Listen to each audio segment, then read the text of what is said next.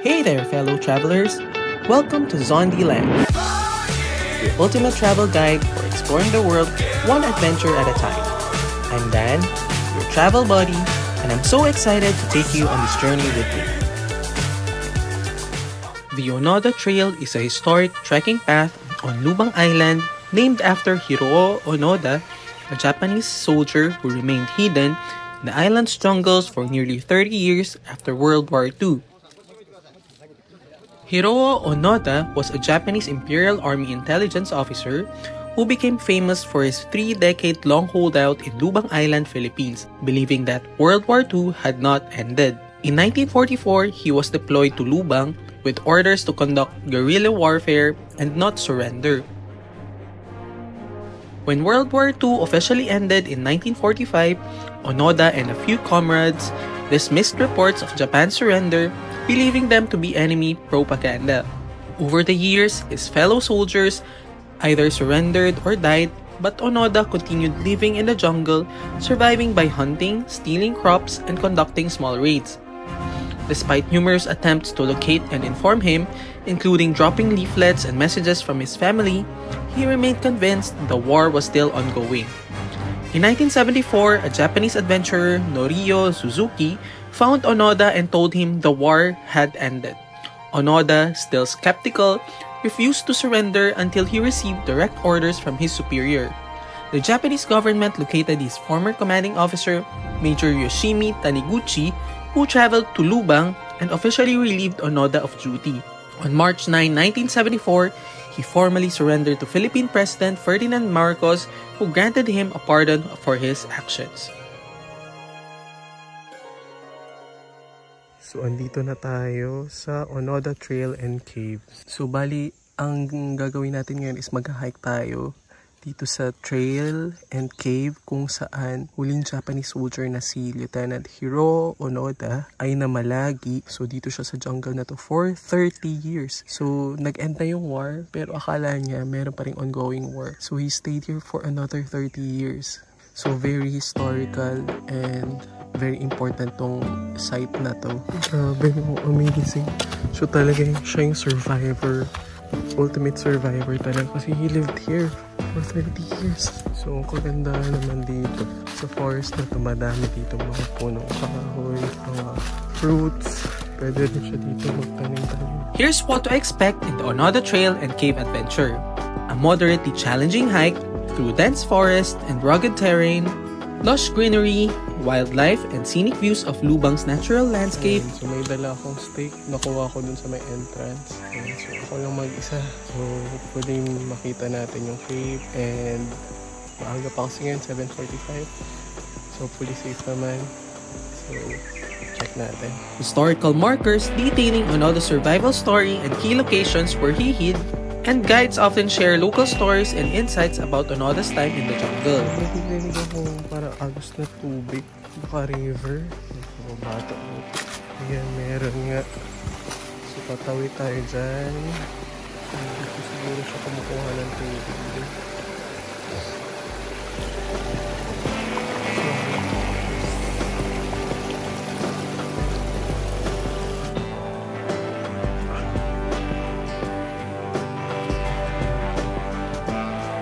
Merong ganito dito. In-improve na nila din. Bonfires are not allowed. So, moving on. May hawakan naman dito din. Ito na ulit. Careful lang. Parang medyo tupok naman itong yan. So, nakakatawa kasi may mga hawakan. So, alam mo may trail talaga. So, feeling ko naman di ako maliligaw. Kahit mag-isa lang. Ipababa ulit. Meron ulit ganitong mga tulay. Medyo nakakatakot. Baka biglang bumigay. Okay. Akit ulit. Taas pa. Wala ko na sa bandang cave. Ito na ba yan? Ito. Ayan, malapit na tayo sa cave 1. Wala ka nito mga puno. Then may mga ganitong bato. Please keep this trail clean. This way to cave 1. Baka dito sa kanan. Ayun. yung cave. Wow. So, dun siya siguro tumira. Oh, amazing. Grabe. Okay, let's go closer. So, dito tayo bababa. Dahil yung mga kwento ko iba to. Mga rock formations. Ang daming mga rock formations dito. Ito na siguro. Dito siya nag-stay. Mga pwede taguan, mga butas-butas. Can you imagine 30 years living and staying here sa mga cave na to? Ang dami pang caves dun. May mga small holes with rock formations. Ang dami pa. Meron pa. Ito yata yung pinaka-cave. Ay. Ayun, meron pa doon opening. Natin closer pa. Dito yata yung main cave. Wow. Whoa. Oh my gosh. This is it. Oh my god. Ito. Amazing. So ito guys, yung pinaka-cave. So dito siya tumira. Scary. Pero amazing. Let's check inside. Hopefully wala namang wild animals. Oh, look. Onoda Cave is located along the Onoda Trail. It was one of the key hideouts used by Hiroo Onoda during his 3-decade-long survival.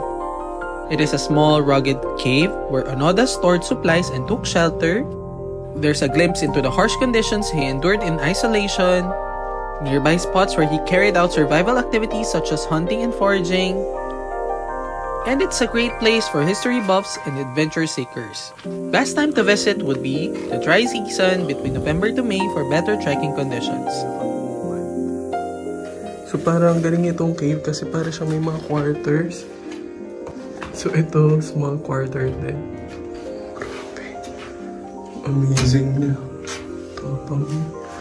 But he doesn't have a choice. Kailangan siya makahanap ng safe place. Ito naman yung ang amazing. Ang ganda ng bahay niya. Yung kuweba na bahay niya. Ganda rin. May mga lusutan pa yata ito. Mga bats. Okay, labas na tayo ng cave. So dito siya sa pinakataas ng rock formation siya. Dito siya tumira. So magandang position naman. Diba? Hindi easily accessible and kita mo rin, I mean from the top, what's happening down. So, describing this whole trek is an amazing experience. Hindi ako nag-research about this, but ang tagal ko nang gustong puntahan dito bilang ako ay from Lubang Island also. I'm very curious kung paano nakasurvive si Onoda dito sa forest na to. And witnessing it, yung trail, yung forest, yung cave mismo, ito yung tinirahan niya for 30 years. That's just amazing. Siya yung ultimate survivor, I think. Knowing na, or unknowing, na tapos na yung gera. And he still lives here, doing survival skills. Napaka-surreal. So, ang ganda. Nakita niyo yung cave. Para siyang design ng bahay. Ang galing din ng natural wonders. Nakakahanga lang na itong sundalong ito ay tumira dito sa Lubang Island, which also somehow marks a very important historic event in the Philippines.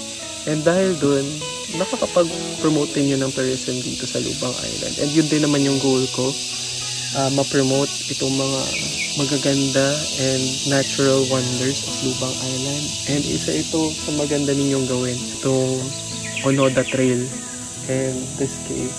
It's a must. Untouched or protected area siya. So, preserved yung area. So, magandang magpunta. So, come and visit Lubang Island. Okay, let's go back. So, tapos na yung trail. This is the cave. You have to come here. Let's go. Hiroo Onoda's story remains one of the most extraordinary tales of survival, loyalty, and the psychological effects of war. Thanks to his story, Lubang Island was able to preserve and maintain the natural environment and promote its local tourism. This is On The Land, your favorite travel buddy. Thanks for watching!